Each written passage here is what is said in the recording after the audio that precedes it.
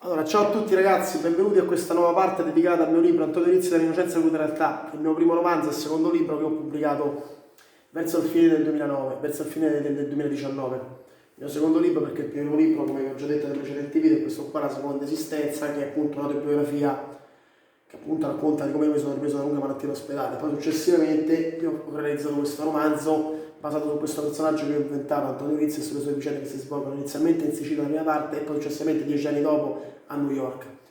Quindi ragazzi, io appunto mi ricordo che ho deciso di creare questa serie per cercare appunto di raccontarvi la trama delle le varie vicissitudini, tutti i vari avvenimenti che appunto io ho narrato ispirandomi ai grandi film e alle grandi opere letterarie sulla mafia, come appunto per esempio Il Padrino, queste cose qua, anche se ovviamente qua dentro ci sono anche ovviamente riferimenti alla mafia vera.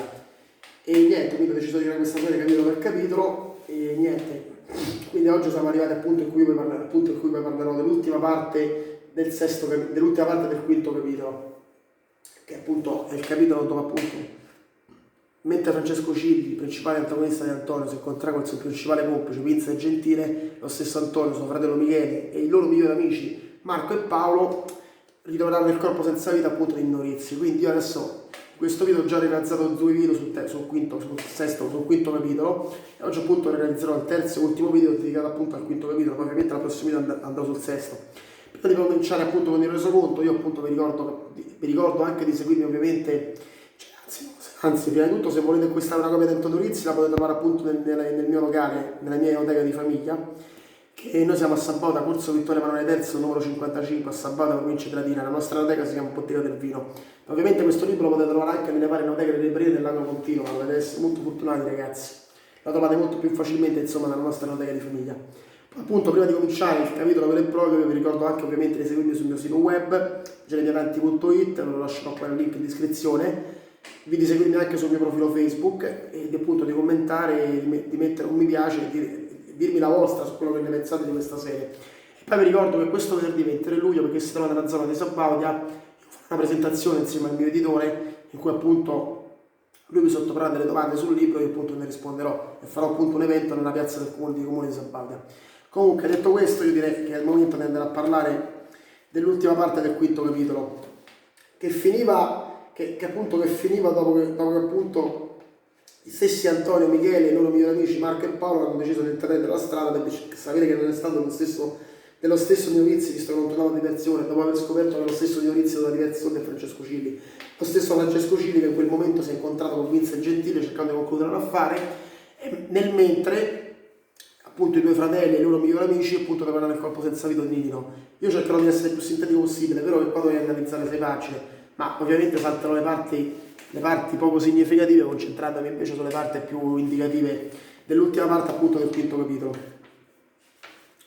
Quindi io la salterò direttamente la parte dedicata appunto a Carlo Sebastiani, il braccio destro dello stesso Cilli, andrò a parlarvi direttamente appunto delle restanti pagine, degli avvenimenti che avverranno quando appunto Antonio, Michele e gli altri troveranno il corpo senza vita di Nino. Antonio, suo fratello Michele, Marco e Paolo si avviarono verso la casa di Francesco Cilli e il nervosismo del gruppo, man mano che si avvicinava alla casa di Francesco Cilli, aumentava sempre di più. Antonio aveva avvertito qualcosa nello sguardo di sua madre. Il fatto che non c'era traccia di Nino non faceva che a valutare l'ipotesi che avessero fatto una brutta fine. Ormai non arrivati, apparentemente c'era silenzio, come se l'enorme maggiore di Cilli fosse abbandonata, ma Antonio la prese come la pace prima della tempesta. I 4 proseguirono, erano quasi arrivati quando sentirono una serie di voci. Antonio cercò di sentire e capì che non si trattava di Cilli, ma di qualcuno dei suoi scagnozzi. Michele e gli altri si nascosero dietro un cespuglio. Quando la porta principale della villa si aprì, anche Antonio prese la saggia decisione di imboscarsi dietro l'erba, ma allo stesso tempo in una posizione dove si potevano vedere le persone. Una postazione dove si potevano vedere le persone. Uscirono 3 uomini e quando quello al centro, il più basso, ma con la faccia più decisa parlò, Antonio lo riconobbe subito. Aveva sentito tante voci su di lui, ma appena sentito quella voce non riconosceva in Carlo Sebastiani, lo spietato e sanguinato braccio destro di Francesco Cilli. Finalmente mi sono occupato della questione e ora che sono privo di sangue posso ricevere bene il signor Cilli, disse Sebastiani ai scagnozzi di Cilli. Ti ha detto quando arriva Carlo, gli chiese la guardia la sinistra di Sebastiani. Tra un'ora arriverà a Palermo, gli rispose Carlo, e tra un'altra arriverà con un tassista, pagato profondamente per non spifferare i nostri affari. Diamine, sei una persona in gamba, Carlo, gli disse l'altra guardia. Risparmia il fiato e tieni gli occhi aperti. È possibile che qualcuno scopra il corpo di quel contadinotto. Detto fatto, Carlo, dissero le due guardie all'unisono. Antonio e Michele avevano ascoltato, erano pietrificati perché sapevano esattamente quello che avevano sentito, l'avevano compreso subito, l'avevano afferrato subito. Erano stati colpiti da un fulmine, come da un fulmine sul loro cielo sereno, ed era come se un fulmine a cielo sereno fosse arrivato e avesse distrutto Corleone. Allora era vero che Nino si era scontrato con Cilli, e ora forse, ma no, non è possibile che si tratti di papà, disse tra sé e sé Antonio. Ci sono tanti contadini di Corleone che hanno chiesto soldi a Cilli, ripensò. Come era potuto succedere una cosa simile? Perché suo padre non aveva semplicemente pagato Cilli? Si sarebbe tolto dei guai. Si sarebbe tolto dei guai. No, invece aveva deciso di mettersi contro il suo creditore. Aveva preso la lupara che aveva usato il padre per andare a caccia con lui. Aveva deciso inconsciamente di provare a limitare il suo debito, cercando di fare fuori l'uomo con cui aveva fatto accordi molti anni prima. Antonio non fece tempo a ordinare su questi pensieri, a verificare che corrispondessero in realtà. Che appunto che lui e Michele vennero chiamati da Marco e Paolo. I due fratelli si avvicinarono e videro che i loro amici erano vicino a una fossa. Si avvicinarono ancora e videro che dentro c'è quello che proprio non volevano vedere, ma che furono costretti ad accettare. Il corpo inerme di Norizzi e il suo giaceva a terra e il suo sguardo era vitro. Era morto, sì Antonio pensò, sì pensò Antonio dalle lacrime, è veramente morto. Morto nel tentativo di togliere la sua famiglia dai problemi economici e permettergli di avere un futuro migliore. Michele cominciò a piangere disperato e Antonio lo guardò come se non l'avessero guardato prima. Suo fratello era un duro, aveva un carattere forte, ma era anche molto sensibile, non riusciva a accettare la vista degli occhi freddi e privi di vita di suo padre. Gli occhi freddi e privi di vita di suo padre. Di suo padre. Lasciatemi, urlò Michele, non voglio lasciarlo qui. Antonio era paralizzato dal terrore. Forse era questo l'effetto di vedere con i suoi occhi una cosa che già non ti aspetti. Quando credi che una persona cara non c'è più, sta di fatto che non riuscì a proferire parole, rimase immobile per 10 minuti di vicinanza al fratello. Guardò Michele negli occhi e disse: dobbiamo andare, fratello. Ti faccio una promessa, un giorno troveremo un modo per vendicare nostro padre. Michele si guardò, sarà quello che fanno adesso, andò dentro, ucciderò Francesco Cile, chiunque si metta in mezzo. Tu non farai niente, Michele, niente di inventato, ma sei fuori di testa. Tu non hai le armi e quello è un esercito di sicari, vuoi fare la stessa fine di nostro padre, ci sarà tempo per questo, ma in futuro, non adesso. Non mi importa niente delle tue attese, hanno ucciso papà, urlò disperato, aveva detto che voleva fare lezione alle medicine, ma in realtà era paralizzato dal dolore, non si era mai sentito in quel modo, non riusciva ad accettare che una persona a cui teneva lo fissava senza poterlo vedere. Era sempre stato pieno di vitalità, ma era sempre allegro, scanzonato, la vista di suo padre lo rendeva sconcertato. Marco e Paolo erano arrivati per aiutare Antonio. Avevano intuito lo stato d'animo di Michele e anche che non erano al sicuro. Quindi cominciarono a capire che i due fratelli dovevano andarsene più presto. Ragazzi, so che cosa provate, ma dobbiamo andarci. Andate voi, disse Michele, ma io resto qui, io da qui non mi muovo.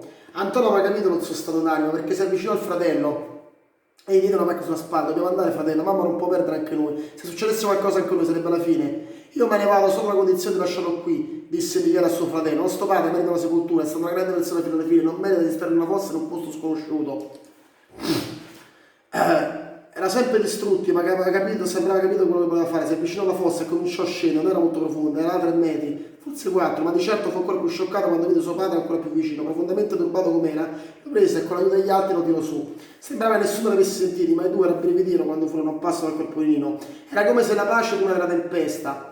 Antonio provò a prendere il corpo, ma non ce la fece, era troppo pesante. Anche stavolta Michele intervenne e prese il corpo di suo padre. I ragazzi cominciarono ad avviarsi verso la loro casa. Avrebbero dovuto mostrare alla loro madre la fine di Nino. Adesso, ragazzi, io salterò decisamente la parte in cui appunto loro decideranno appunto di incontrare la loro madre e mostreranno appunto che lo stesso Norizzi è morto. Quando giunse il momento, Antonio decise che era ora di far sapere a sua madre quello che era successo. A 4 pare stava riposando, Antonio quasi pensò di aspettare prima che si svegliasse, per dimostrargli la truce verità. Michele però non fu d'accordo, non importa cosa sta facendo, deve vederlo subito. E se lei non sarà scioccata a vederlo prima di vita, lei lo sospettava, con me non ho avuto apprezzo del tutto. Su te aveva poco concili, ma so che potrebbe reagire anche se è una donna forte. Spero che tu abbia ragione, Michele. Carmela stava riposando sul divano e quando la svegliarono con terrore la condussero fuori casa. Marco e Paolo rimasero lì. Avanzò, i due ragazzi si spostarono, la donna vide con lo sguardo inorridito il corpo inerme di suo marito Nini. Non pianse, non strillò, si limitò a guardare Marco e Paolo.